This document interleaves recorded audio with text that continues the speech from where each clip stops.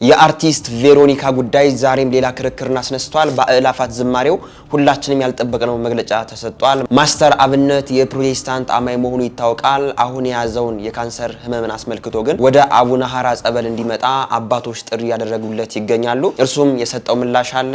አቡነ ሳዊሮስ ኢትዮጵያ እንደ አብይ አይነት ደገኛ መሪ አላገኘችም በማለታቸው እጅግ በጣም መነጋገሪያ ሆኗል። እነዚህንና ሌሎች ወቅታዊና አስተማሪ ቪዲዮዎችን ይዘናል። ሰላም እንደምን አላችሁ ውድ ቤተሰቦች? ቸሩ አምላክ እግዚአብሔር የተመሰገነ ይሁን። እጅግ በጣም ደህና ነኝ። ሁላችሁም እንዳላችሁበት የሰዓት አቆጣጠር እንደምን አላችሁ? ስለ ሁሉም ነገር እግዚአብሔር ይመስገን ልንል ይገባናል። ይህንን ቪዲዮ ላይክ አድርጋችሁ ለምትጀምሩት እጅግ በጣም እናመሰግናለን። ዛሬም እንደ ሁሌው 5000 ላይክ እንዲገባ በደንብ ላይክ አድርጉት። ጉንፋን ዘግቶኛል። ብዙም በቪዲዮዎች አስተያየት አንሰጥም። ባለፈው ቪዲዮአችን ጥያቄ ጠይቀን ነበር። ከመለሱ ሰዎች መካከል ቀጣይ ወጣለት አካውንቴ ነው። ባለዚህ አካውንት የ500 ብር ካርድ ተሸላሚ ስለሆንክ ከታች በምትመለከተው የቴሌግራም እና የቲክቶክ አካውንቶቻችን ኮንታክት በማድረግ ሽልማትን መውሰድ ይችላል። ዛሬም በቪዲዮአችን ሽልማት ያለው ጥያቄ አለን። እስከ ፕሮግራሙ ፍጻሜ አብራችሁን ቆዩ። ዛሬ ቪዲዮአችንን በዚህ እንጀምራለን። ቤተክርስቲያን ላይ መከራ ሲመጣ የአገልግሎት ማቆም ሐሳብ ያለው ሰው አለ።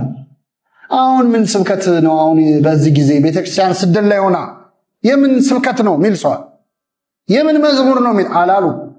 ቤተክርስቲያን ስደት ላይ ሆና ሲሰብኩ ነበር። አንድ ሁለተኛ ጃንደረባውን ሲያገኘው ችግር አላወራለት። አሁን ጃንደረባው ሲያነብ ሲያገኝ ምንድነው የምታነበው? አይ ትንቢተ ኢሳይያስ። አይ ምን አንተ እንደ በግ ለመታረድ ተነዳ ትላለህ። አሁን የእኔ ጓደኛ አብሮ አደገ እስጢፋኖስ የሚባል በድንጋይ ቀጥቅጠው ጣሉት ቢለው ጃንደረባው እነሆ ኃይላ ሰረገላውን ቶሎ አፍጥኑት ነው የሚለው አይደል? ገና ባላመነው ነገር ሪስክ መስማት አይፈልግም። ስለ መከራ አላወራለትም። ለምን መሰላችሁ ይህንን የምለው? አንዳንዴ ቤተክርስቲያን ምዕመናን ተስፋ እስኪቆርጡ ድረስ የሆነ ችግር ሲፈጠር ችግሩን ማጋነን ላይ በጣም ጎበዞች ነው። በጣም ጎበዞች ነው። ምን አሁን ቤተክርስቲያን ስደት ላይ ናት። ምን መዝሙር ምን ያስፈልጋል? ስብከት ምን ያስፈልጋል? ህንፃ ቢሰራ ምን ዋጋ አለው? እዛ ክርስቲያኖች እየተገደሉ አዎ የሞቱ ሰማዕታት የሆኑ ነው። በረከታቸው ይደረብን። ግን ስብከቱ አይቆም፣ አገልግሎቱ አይቆም። እንደውም ክርስቲያኖች የሰማዕትነትን ዘመን የቀደሙት ክርስቲያኖች ዘመነ ሰማዕታትን ለአገልግሎት ነው የተጠቀሙበት። ሩቅ አትሂዱ። ግብፃውያን 21 ክርስቲያኖች የተገደሉበትን ታሪክ አይታችኋል አይደል? ከዛ ከነሱ በኋላ ደግሞ ኢትዮጵያውያንና ኤርትራውያን ደገሙት፣ ሰማዕታት ሆኑ። አሁን ያለንበት አዳራሽ የምን ሰማዕታት አዳራሽ ነው የሚባለው? የሊቢያ ሰማዕታት። በረከታቸው ይደርብን። ግን እኛ የተጠቀምንበትን መጠንና የግብጾቹን ብታዩት ተቃጥላችሁ ነው የምትሞቱት። ግብፃውያን 21 ክርስቲያኖች ተገደሉባቸው፣ ሰማዕታት ሆኑ ሲሆኑ የአንዱ ሰማዕታት እኛ በሚያሳዝን ሁኔታ ስማቸውን አናውቀውም። ታውቃላችሁ? እስቲ አንድ የምታውቁ ካለ ንገሩ። ካወቃችሁ የሰፈራችሁ ቂርቆስ አካባቢ ጎረቤታችሁን አውቃችሁ አናውቀውም። እነሱ ስማቸውን አይደለም ቤተክርስቲያን ሰርተዋል። ቤተሰቦቻቸውን በሙሉ በደንብ ተንከባክበው ይዘዋል። አልፈው ተርፈው ኢትዮጵያ ለሞቱት ከግብፅ መጥተው ኢትዮጵያ የሞቱትን አፈላልገው የተገኙትን ለቤተሰብ የግብፅ ቤተክርስቲያን እርዳታ አድርጋለች። ክርስቲያን ማለት ድንጋይ ሲወረወረበት በተወረወረው ድንጋይ ቤተክርስቲያን የሚሰራ እድሉን ለምን እንጠቀመው ብለው እና በጣም የገረመኝ አንዱ ሰማዕታት ከሞቱት መሃል ባሏ የተገደለባት እሷ ነፍሰ ጡር ናት፣ ልትወልድ ቀርባለች። ባሏ ሰማዕት ሆኖ ሞተ እና ምን ይሰማሻል በባልሽ አሟሟት ስትባል ምንድን ያለችው? የገደለውን ሰውዬ ባገኘው እጁን ስመዋለሁ፣ እኔን የሰማዕት ሚስት ልጄን የሰማዕት ልጅ አደረገልኝ አለች። ክርስትና ማለት ይሄ ብቻ ራሱ ተሰምቶ ሰውን ክርስቲያን ያደርጋል። መምህራችን ቃለ ሕይወትን ያሰማልን። እንግዲህ ኦርቶዶክሳውያን በኦርቶዶክስነታቸው ሲገደሉ ቤተክርስቲያን እንዲህ መከራ ላይና ፈተና ላይ ስትሆን ቅዳሴው ይቆም፣ ስብከቱ ይቆም፣ መዝሙር ይቆም፣ ሰዓታቱ ይቆም የሚል ሰው ካለ ይህ ልክ አይደለም፣ ከአጋንንት ነው እንጂ ከመንፈስ ቅዱስ እንዳልሆነ ልናውቀው ይገባል። ቅዱሳን አባቶቻችን ሰማዕታት በመከራ ሰዓት እግዚአብሔር እንዳመሰገኑት፣ እንደዘመሩለት፣ ስለ እርሱም እንደመሰከሩ፣ እንደተማሩ ሁሉ ዛሬም እኛ በመከራችን ዘመንም ስለ እግዚአብሔር እንመሰክራለን፣ እናገራለን። አሁን በሀገራችን ኦርቶዶክሳውያን በኦርቶዶክስነታቸው የተገደሉ እንደሆነ ይታወቃል። ይህንን አስመልክቶ ስብከት ይቁም የሚል ሰው የለም። ግን ደግሞ ወቅቱን የጠበቀ ስብከት ይሰጥ፣ አሁን ላይ ኦርቶዶክሳውያኑ በኦርቶዶክስነታቸው የተገደሉ ነው። ሰማዕትነትን እንኳን እንዲቀበሉ ከሆነ ቢያንስ ንስሐ ይግቡ፣ ወደ ክርስትናው ይቅረቡ። ሰማዕታት እንሆናለን ብለው ደግሞ እጃቸውን አጣጥፈው መቀመጥ እንደሌለባቸው ይነገራቸው፣ አምላካቸውን ያመስግኑ የሚል ትምህርት ሊሰጥ ይገባል እንጂ አይ ሰማዕታቱ እጃቸውን አጣጥፈው ነው ተቀምጠው ሰማዕትነትን የተቀበሉት፣ እኛ በሀገራችን ኦርቶዶክሳውያን የተገደሉ ስለሆነ እጃችን አጣጥፈን ሰማዕትነትን መቀበል ዋጋ ያሰጠናል ብሎ ማሰቡ ልክ አይደለም። ለምን ነገ በኋላ ክርስትና የሚባል ሃይማኖት በዓለም ዙሪያ በቃ እንደ ታሪክ ይነገራል ማለት ነው። እኛ አሁን እጃችን አጣጥፈን ሰማዕታት ነው የምንሆነው ብለን እንደ አንገታችን ዝም ብለን ሳንከላከል የምንሰጥ ከሆነ ከነገ በኋላ ክርስትና ታሪክ ሆኖ እንደሚቀር ልናውቀው ይገባናል። አሁን በሀገራችን ኦርቶዶክሳውያን በኦርቶዶክስነታቸው የተገደሉ ነው። አዎ የተገደሉ ነው። ዝማሬ አናቋርጥም፣ ትምህርትም አናቋርጥም፣ ስለ እግዚአብሔርም መመስከርም አናቋርጥም። ግን ደግሞ ወቅቱን ማወቁ ለሁላችንም ትልቅ ግዴታ ነው ብዬ አስባለሁ። ለመምህራችን ቃለ ሕይወትን ያሰማልን። ወደ ቀጣይ ርዕሰ ጉዳያችን ደግሞ ስንሄድ ይህንን ሰሞን እጅግ በጣም መነጋገሪያ ከሆነ ርዕሰ ጉዳይ መካከል ይህ የአእላፋት ዝማሬ ጉዳይ አንዱ ነበር። ከዚህ ቪዲዮ በፊት አንድ እንግዲህ ሰፋ ያለ ርዕሰ ጉዳይ ሰጥተ ነው አእላፋት ዝማሬው ላይ አሁን ላይ ጭቅጭቁ የተነሳበት ምክንያት ምንድነው? የአእላፋት ዝማሬ መደረግ የለበትም ጥቁር መለበስ አለበት የሚሉትና አእላፋት ዝማሬ መደረግ አለበት ነጭ መልበስ አለብን የሚሉ ሰዎች የሚያከራክራቸው ጉዳይ ምንድነው የሚለውን ነገር አይተን ነበር። እንግዲህ የጃንደረባው ትውልድም ትናንት በታህሳስ 9 ስለ አእላፋት ዝማሬው መግለጫ ሰጥቶ ነበር። መግለጫውን በጥቂቱም ቢሆን አድምጠን አንዳንድ አስተያየቶችን የሚሰጥ ይሆናል። የዘንድሮ የአእላፋት ዝማሬ ከዚህ በፊት ከተደረጉት ሁለት የአእላፋት ዝማሬያት የሚለየው በሚዘጋጅበት ቦታ ብቻ መሆኑን ተገንዝባችሁ ምዕመናን እንደ ከዚህ በፊቱ ሁሉ መዝሙር በማጥናት ለመድኃኔ ዓለም ልደት የሚገባ ንጹህ ልብስ በማዘጋጀት በየሳምንቱ አርብ በሚደረገው የመሐረና አብ ጸሎት ላይ በመገኘትና ኦርቶዶክሳዊ ስነ ምግባር በተሞላበት ሁኔታ የጌታችን የአምላካችንና የመድኃኒታችንን የልደት በዓል ዋዜማ ስርዓተ ቤተክርስቲያንን በጠበቀ መልኩ በሰላማዊ መንገድ ማክበር እንድንችል ሁላችንም ዝግጅት እንድናደርግ ጥሪ እናቀርባለን። የ2018 ዓመተ ምህረት ሶስተኛው የአእላፋት ዝማሬ ዝግጅትና ዝርዝር ሁኔታዎችን በተመለከተ በአእላፋት ሳምንት አጋማሽ ላይ በሰፊው መግለጫ የምንሰጥበት ይሆናል። ከሁሉም በላይ በጸሎት እንድታስቡን በፍጹም ትህትና እንጠይቃለን። ስብሐት ለእግዚአብሔር ወለወላዲቱ ድንግል ወለመስቀሉ ክቡር። ስለ አእላፋት ዝማሬ በዚህ መልኩ እንግዲህ መግለጫ ተሰጥቷል። ከዚህ በፊት እንግዲህ የጃንደረባው ትውልድ ስለ አእላፋት ዝማሬ መግለጫ ሊሰጥ ነው ተብሎ አንዳንዶቹ በቃ አእላፋት ዝማሬ በአሁኑ ዓመት የለም ሊባል ነው፣ አንዳንዶቹ ደግሞ እንደው ጥቁር ልበሱ ሊባል ነው የሚል ነገር ሲጠብቁ ነበር። የአእላፋት ዝማሬ በአሁኑ ዓመት እንደሚደረግና የአሁኑ ዓመት በመስቀል አደባባይ እንደሚከናወን ነው በመግለጫቸው የተናገሩ የሚገኙት። የአእላፋት ዝማሬ ይቋረጥ አይደረግ አንልም። በዛ ተገኝተንም እግዚአብሔር እናመሰግናለን። ግን ደግሞ አሁን ያለብንን በኦርቶዶክስነታችን የተደረሰብን ያለውን መከራ ደግሞ በደንብ ለዓለም ሊስተጋባ ይገባል ብለን ነው ጥያቄያችን የምናቀርበው። መላ ኦርቶዶክሳውያን አሁንም ቢሆን የአእላፋት ዝማሬ መደረግ የለበትም እያሉም አይደለም። በአእላፋት ዝማሬው የተሰጠንን እድል እንጠቀምበት። መገደላችንን፣ መሞታችንን፣ ዛሬም ቢሆን መታረዳችንን ለዓለም ሕዝብ ይነገረው። በዛ በአእላፋት ዝማሬው ከሞት እንኳን የተረፉ እህት ወንድሞቻችን በዛ ቀርበው በደንብ በእስክሪን ይተላለፉ ይታዩ እያለ ነው ጥያቄውን እያነሳ የሚገኘውና ይህ ጥያቄ የሁላችንም ጥያቄ ነው። የአእላፋት ዝማሬው ይደረግ፣ ግን ደግሞ የኛ የኦርቶዶክሳውያን ሞትና መታረድ ሊዘነጋ አይገባም።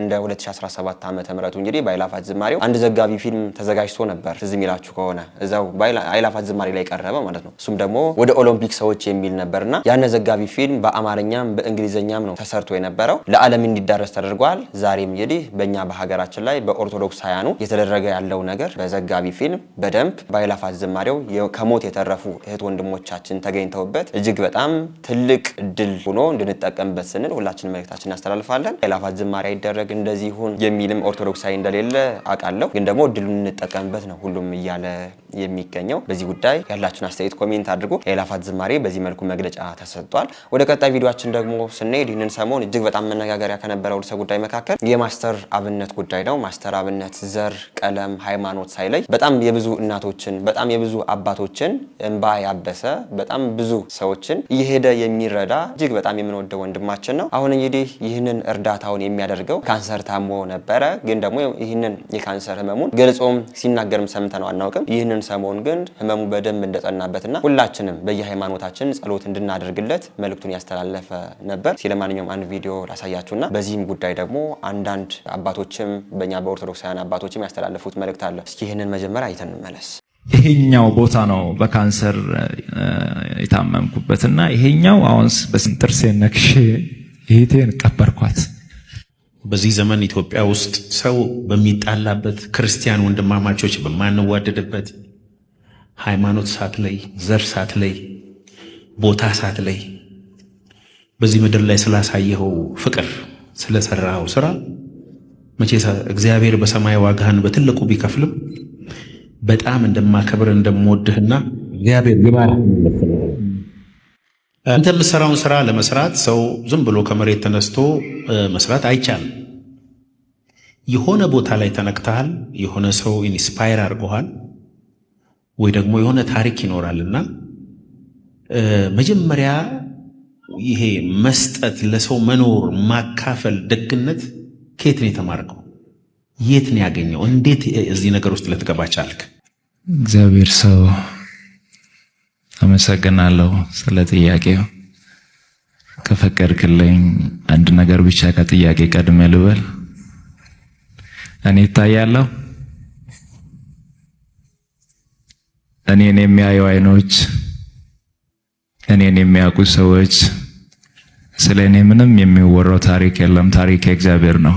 ወንድማችን ማስተር አብነት በዚህ መልኩ በካንሰር ህመም እንደታመመ እየተናገረ ይገኛል። እንግዲህ እነዚህ ደግ እጆች ለሰው ሲለግሱ የነበሩት የራሳቸውን ህመም ይዘው እንደነበር፣ ያንን ህመም ደግሞ ለማንም ሰው ትንፍሽ ብለው ሳይናገሩ እንደቆዩ ራሱም ቢሆን በሌላ ቪዲዮም ሲናገር ያየሁት ነበር። የማስተር አብነት የፕሮቴስታንት አማኝ ነው። ኦርቶዶክስም ይወደዋል፣ ሙስሊሙ ይወደዋል፣ የማይወደው ሰው የለም፣ ሁሉም ይወደዋል። ማስተር አብነት እጅግ በጣም ኢትዮጵያውያን የሚወዱበት ዋና ምክንያት ደግሞ እናቶችን ሲያገኝ ሳይሰቀቅ፣ አባቶችን ሲያገኝ ሳይሰቀቅ ዝቅ ብሎ እግራቸውን በማጠብ የጎደላቸውን ነገር በመሙላት እነዛ እናቶች ደግሞ ዘር ሳይጠይቅ፣ ሃይማኖት ሳይጠይቅ፣ ቀለም ሳያይ እጅግ በጣም በደግነት የሚያገለግል ወንድማችን ነውና እጅግ በጣም አዝነናል ሁላችንም። አብሶ ደግሞ አሁን ላይ ህመሙ እንደጸናበትም ሲናገር ነበርና በዚህም ጉዳይ ሁላችንም በየሃይማኖታችን ጸሎት እንድናደርግለት እየተማጸነን ነበር። ይህንን አስመልክቶ በኦርቶዶክስ ያሉ አንዳንድ አባቶችም ወደ አቡነ ሐራ ጸበል መጥተው ከካንሰር እንዲፈወስ ጥሪ ያቀረቡለት ይገኛሉ። አቡነ ሐራ ጸበል የማይፈውሰው በሽታ እንደሌለ ይታወቃል። ማስተር አብነት ግን የፕሮቴስታንት አማኝ ነው።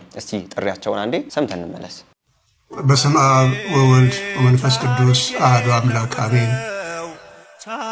ልጃችን አብነት አርአያችን እግዚአብሔር የማርህ መድኃኔዓለም ክርስቶስ እያሉ ምናልባት ይህን ቪዲዮ የምትመለከቱ ሁላችሁም ይሄ ልጅ እንዲፈወስ ክርስቶስ እንዲያድነው አንድ ጥብቅ የሆነ ጥሪ አለኝ። እሱ ምንድነው? የእሱ መታመም አንጀቴ ተሰብሯል። በሽተኞች የራባቸው የጠማቸው ሰውነታቸው እንኳ ትንሽ እየጠረን ያላቸውን ጭምር የማይነቀው ወንድማችን የእሱ መታመም ውስጤ አንጀቴ በጣም ተቃጥሏል። በመሆኑም እኔ እምነቱ ምን እንደሆነ እግዚአብሔር በሚያውቀው አላውቅም።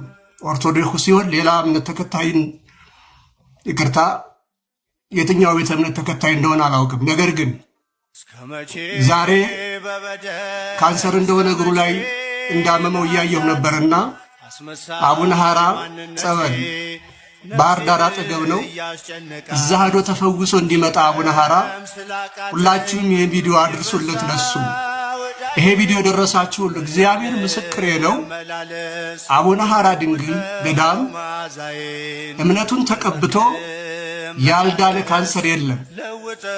እኔ እግዚአብሔርን አምነዋለሁ። ራሴ ቢሆን እጅ ወስጄ እዛው ጋር እስከሚድን ድረስ ገዳሙንም ስለማውቀው ተፈውሶ እንዲመጣ ውድ ኢትዮጵያውያን ይህን ቪዲዮ በታላቅ ትሕትና እንድታደርሱለት ሐሳብም እንድትወስኑ በዚያው አጋጣሚ ደግሜ አሳስባለሁ።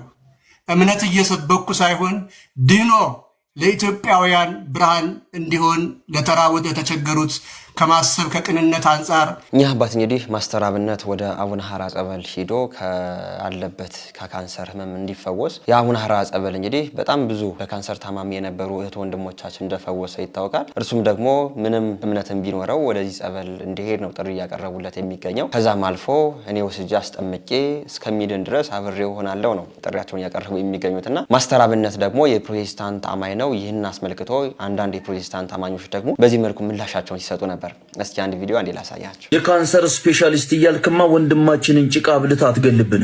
አብነት በዚህ ሰዓት የሚያስፈልገው ብርቱ ጸሎት እንጂ ጭቃ አይደለም። ጴንጤ የሆናችሁ በሙሉ ኮፒ ሊንክ ሼር እያደረጋችሁ ኮመንት ሴክሽን ላይ ኢየሱስ ለስጋም ለነፍስም ፈውስ ነው እያላችሁ የጻፋችሁ ይህን ቪዲዮ ለአቡነ ሐራ ድንግል ተከታዮች አድርሱልኝ። ጭቃ በመቀባትና ጭቃ በመብላት ሆድ ውስጥ ያሉትን ባክቴሪያዎች ታበዛቸዋለህ እንጂ እንዴትም ፈውስ ሊሆኑ አይችሉም። የትኛውም በሽታ ትክክለኛ መድኃኒት ሊሆን የሚችል አንድ ስም አለ። እሱም ስም መድኃኒት ነው። ኢየሱስ ክርስቶስ ይባላል። ህዝቡን በየቪዲዮ መስኮቶች አፈርና ጭቃ ይዘክ እየመጣ ሰው ላይ አትቀልድ። ለአንተም ይሁን ለሸወድካቸው ሰዎች ትክክለኛ የነፍስም የስጋ መድኃኒት ከጌታ ውጪ ማንም የለም። ማስተር አብነት በሰማነው ነገር በጣም አዝነናል። ደግሞ ከጎንህ ነን። በጣም እንጸልይልሃለን። ያገለገልከው የታመንክለት ጌታ በድጋሚ በእግሮች ያቆማል። ሁላችሁም ክርስቲያኖች ለአብነት አጥበቃችሁ እንድትጸልዩ መልእክቴን አስተላልፋለሁ። ወዳችኋለሁ። በማስተር አብነት ጉዳይ እንግዲህ እንዲህ አይነት ጭቅጭቅ ተነስቷል። አንዳንድ ሰዎች ደግሞ ስለማያውቁት ስለ እምነትና ስለ ጸበል እየፈተፈቱ እያያናቸው እንገኛለን። የሚገርመው ነገር እንዲህ አይነት ሰዎች እምነትና ጸበል ያድናን ስንል አያድንም የመጽሐፍ ቅዱሳዊ ነው ይላሉ። የፓስተር የላብ ሶፍት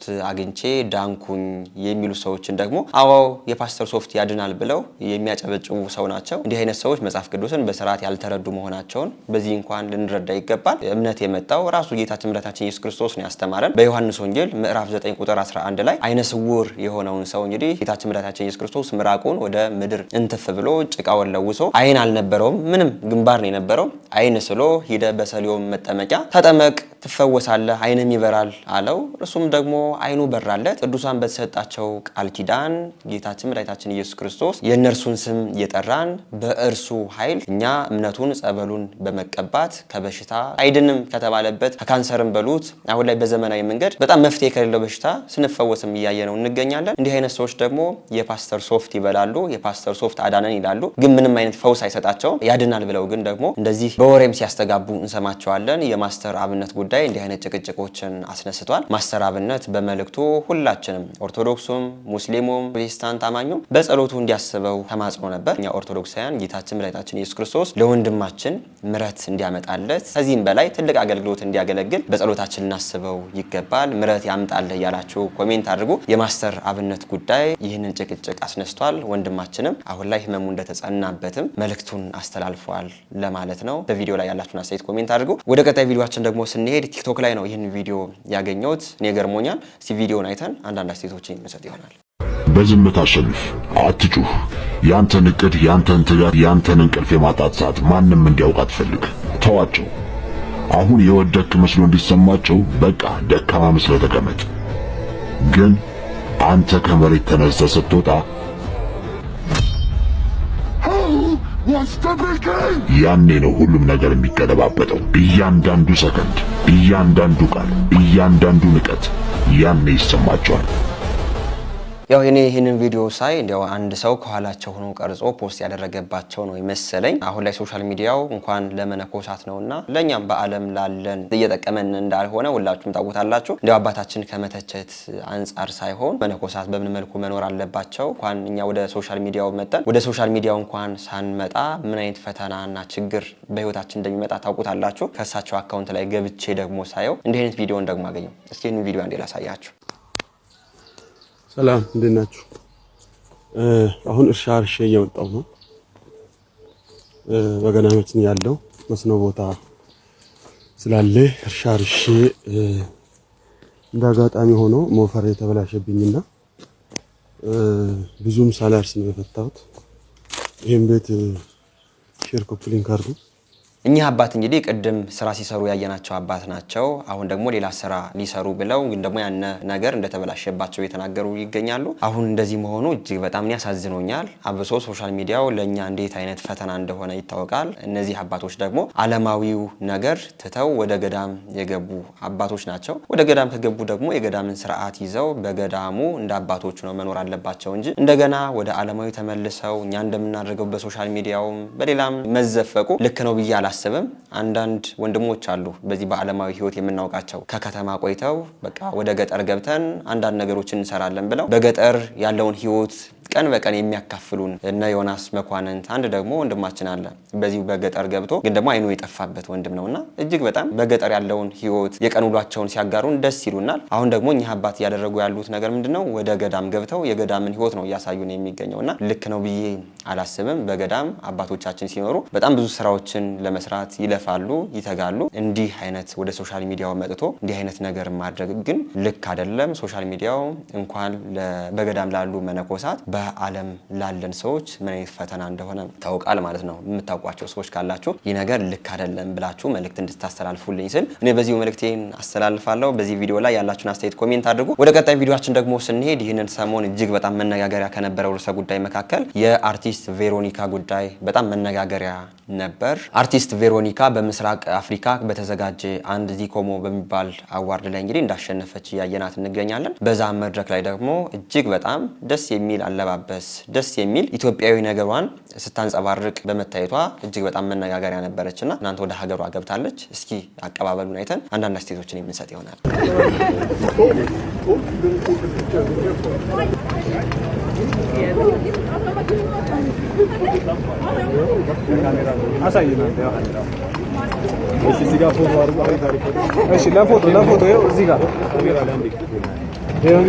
የመጣ ነው እንግዲህ ሙዚቃ የዓለም ቋንቋ ነው።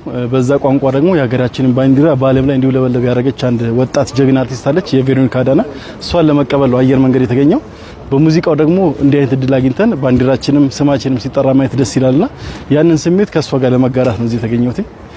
እንኳን ደስ አለሽ። አርቲስት ቬሮኒካ እንግዲህ በዚህ መልኩ በዓለም መድረክ ላይ የሀገራችን ባንዲራ ከፍ አድርጋ ስታውለበልብ ነው እያየናት የምንገኘው። በሙዚቃ ነው እንደዚህ ያሸነፈችው። በእኛ በኦርቶዶክስ ተዋሕዶ ቤተክርስቲያን ደግሞ ዘፋኝ እንደማይጸድቅ ይታወቃል። በአሁን ባለንበት በሀገራችን ነባራዊ ሁኔታ ግን እንኳን የሀገርን ባንዲራ እንደዚህ አድርገን ከፍ አድርገን ልናውለበልብ ባንዲራችን እንኳን ልብሳችን ላይ አሰፍተን በደስ በሚል ዲዛይን አሰርተን ስንሄድ መንገድ ላይ ባንዲራውን እያስቀደዱ ባንዲራውን የሚረግጡ የሚያራክሱ ሰዎች ባሉባት ሀገር እንዲህ አይነት ጀግና የሆኑ ሴቶች ደግሞ ባንዲራን ከፍ አድርገው ሀገር በማስጠራታቸው እጅግ በጣም ሁላችንም ደስ ሊለን ይገባል። ሙዚቃ ኃጢአት ነው። ሙዚቃን እየደገፍንም አይደለም። ግን ደግሞ አሁን ላይ ባለንበት ነባራዊ ሁኔታ የኢትዮጵያን ባንዲራ ማየት የማይፈልጉ በጣም ብዙ የኢትዮጵያ ዜጎች አሉ። ከነርሱ መካከል አንድ ቪዲዮ ላሳያችሁና እንመለሳለን።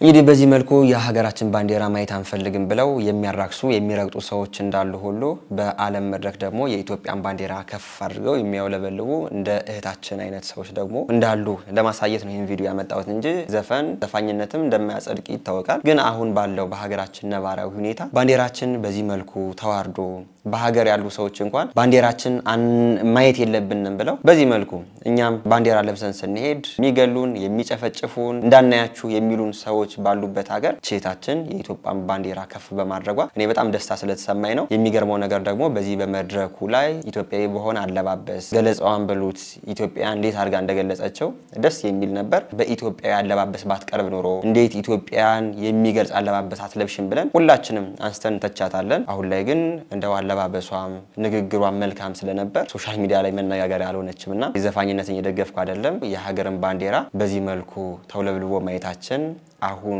ባለንበት ወቅታዊ ሁኔታ አይተን ስለማናቅ ብዬ ነው የእርሷን ሁኔታ ያመጣውላችሁ። በዚህ ጉዳይ እስኪ ያላችሁን አስተያየት ኮሜንት አድርጉ። እህታችን ቬሮኒካ በዚኮሞ አፍሪካ አዋርድ ላይ አሸናፊ በመሆኗ ባንዲራዋን ከፍ አድርጋ አስተውለበልብና በኢትዮጵያዊነቷ ደምቃ ነው እያየናት የምንገኘው። በዚህ ቪዲዮ ላይ ያላችሁን አስተያየት ኮሜንት አድርጉ። ወደ ቀጣይ ቪዲዮአችን ደግሞ ስንሄድ ይህንን ሰሞን አቡነ ሳዊሮስ ያስተላለፉት መልእክት እጅግ በጣም መነጋገሪያ ነበር። እስኪ ያስተላለፉት መልእክት ምንድነው? አንድ ቪዲዮ አንዴ ላሳያችሁ። ቤተ ክርስቲያን ለዶክተር አብይ አህመድ ትጸልያለች ሲሉ አቡነ ሳዊሮስ ገለጹ። የኦርቶዶክስ ቤተ ክርስቲያን ለጠቅላይ ሚኒስትር አብይ አህመድ አሊ ሳትጸልይ ውላ አድራ አታውቅም፣ ትጸልይለታለች ብለዋል አቡነ ሳዊሮስ። አክሎም ኢትዮጵያ በዘመኗ እንደ ዶክተር አብይ አህመድ ያለ መሪ አግኝታ አታውቅም ያሉ ሲሆንም በእጅ የያዙት ወርቅ እንደ መዳብ ይቆጠራል እንደሚባለው ተረት ሆነና ነው እንጂ ለመሪያችን በየእምነታችን ነጋ ጠባ መጸለይ አለብን ሲሉም ተደምጧል። አቡነ ሳዊሮስ በእጅ ያዙት ወርቅ እንደ መዳብ ይቆጠራል እያሉ ነው እንግዲህ አቡነ ሳዊሮስ ስለ ጠቅላይ ሚኒስትሩ ሲናገሩ። ቤተክርስቲያናችን ስለ ባለስልጣናት ስለ መኳንንቶች ትጸልያለች፣ አዎ ትጸልያለች። በሰዓታቷ በቅዳሴዋ ትጸልያለች። በቅዳሴዋ እንደው በእንተ ቅድሳት በሚባል ክፍል ላይ እንዲህ ትላለች ስለ ባለስልጣናት እውቀትንና እርሱን መፍራትንም እግዚአብሔር ይሰጣቸው ዘንድ ስለ መኳንንትና ስልጣን ስላላቸው እንማልዳለን። እንግዲህ የምትለምነው አሁን ላሉት ባለስልጣናት እግዚአብሔርን መፍራት እንዲሰጣቸው፣ እግዚአብሔርን የሚፈራ መሪ ደግሞ ህዝቡን በምን መልኩ እንደሚያስተዳድር ይታወቃል። አቡነ ሳዊሮስ በንግግራቸው ግን አሁን ያሉት ጠቅላይ ሚኒስትር ታይተው የማይታወቁ ደገኛ ጠቅላይ ሚኒስትር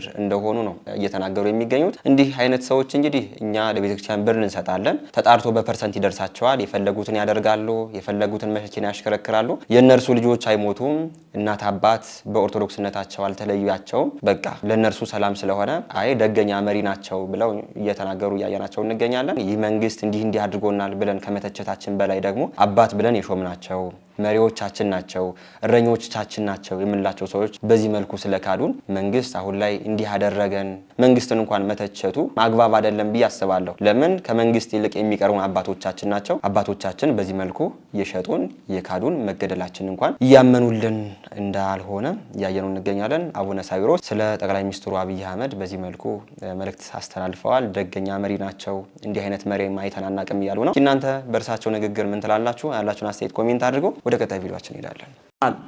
ዛሬ ኢትዮጵያ ምድር ላይ የረከሰው የሰው ህይወት ነው ዋጋ ያጣው።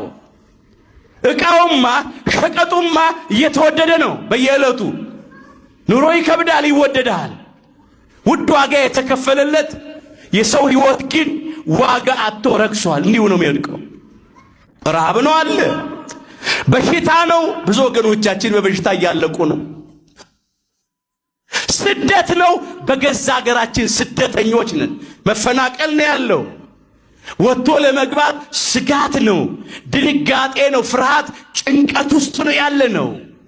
ምን ሰማው የምናየው ይሄንን ነው ወገኖቻችን። አንዳንድ ኢትዮጵያውያን ያልፍልናል ብለው መንገድ ላይ አልፎባቸዋል። ወይ በድንበር ጠባቂዎች ተገድለዋል፣ ወይ ባህር ውስጥ በጀልባ ተሳፍረው ሲሄዱ ሰጥመዋል፣ ወይም ደግሞ በረሃ ውስጥ ሚላስ የሚቀመስ አጥተው በረሃብ ደክመው በጥል ዝለው ሞተዋል።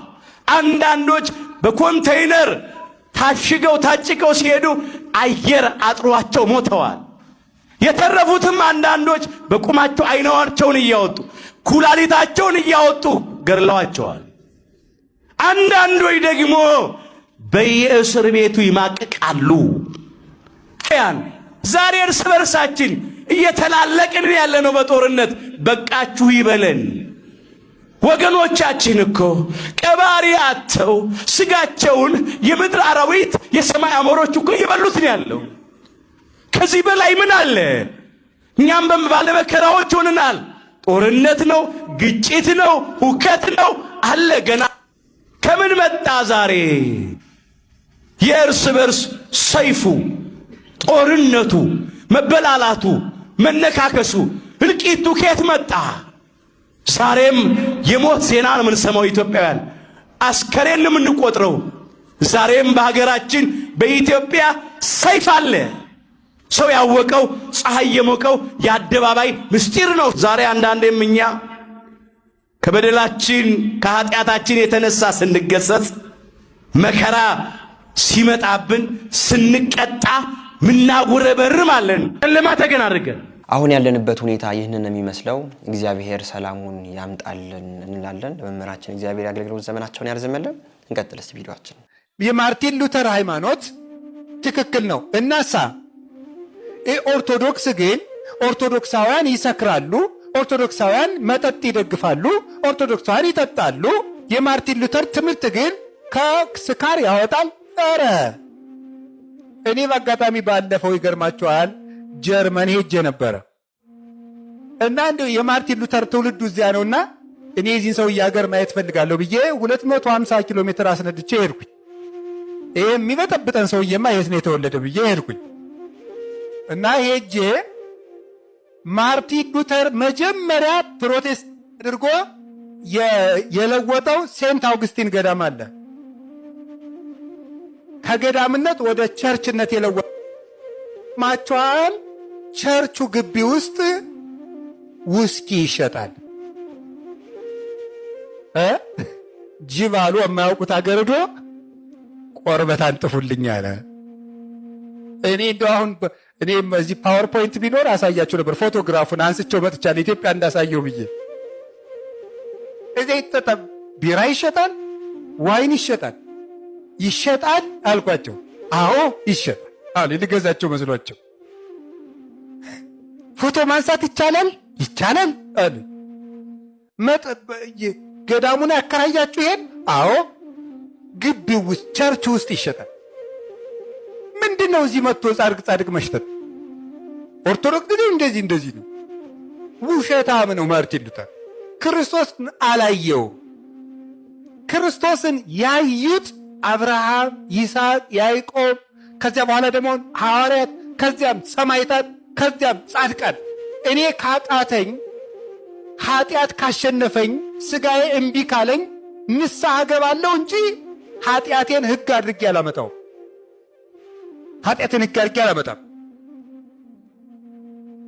የሚያዋጣን የጻድቃን ጎዳና ነው። የውሸት ጎዳና ያዋጣ። አብርሃም ባገኘበት ክርስቶስ ይገኛል። ጳውሎስ በሄደበት ይገኛል። ኧረ ልፋት አይደለም፣ ስግደት አይደለም፣ ጾም አይደለም፣ ዋሻ መግባት አይደለም፣ ምን አይደለም። እንዴ ማን ነው ያለ እንደሱ? ቅዱስ ጳውሎስ ክርስቶስን ሲያገለግለው ምንድን ነበር? ብዙ ጊዜ መብል በማጣት እንቅልፍ በማጣት ብዙ ጊዜ በመገረፍ ባህር ውስጥ ተጥሎ በማደር በድንጋይ በመወገር በመገረፍ መሰቃየት፣ በመሰደድ በመራብ ብርድ በመመታት ወዲያ ወዲህ በመንገላታት በመታሰር አብዝቶ በመጾም በራስ ፍልጠት በሆድ ቁርጠት በበሽታ በመሰቃየት ይህንን ሁሉ እያደረገ ቅዱስ ጳውሎስ አግኝቶታል። ክርስቶስ ያለ ስቃይ አይገኝም አላልኩም። ክርስቶስ ስላለልኝ ጾምና ጸሎት ስግደት ይቅርብኝ መከራ አይንካኝ ማለት ግን ኦርቶዶክሳዊ አይደለም። ጻድቁን በጻድቅ ስም እውነተኛውን እግዚአብሔር በእውነተኛ ሕይወት ያገለገሉት ያገኙታል። በእውነተኛ ሕይወት ከቃሉ ጋር ናችሁ። እግዚአብሔር ከሁላችን ጋር ይሁን። ለመምህራኖቻችን እግዚአብሔር የአገልግሎት ዘመናቸውን ያርዝምልን። እጅግ በጣም ደስ የሚል ትምህርትን ያስተማሩን።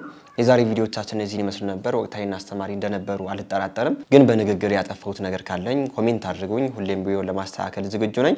ዛሬም እንደ ሁሌው ጥያቄ አዘጋጅተናል። ጥያቄያችን የ500 ብር ካርድ ያሸልማል። የዛሬው ጥያቄ ምንድነው? ሳይተን እንመለስ። የዛሬው ጥያቄያችን ከሚከተሉት ውስጥ የብሉይ ኪዳን መጽሐፍት ያልጻፈው ማን ነው?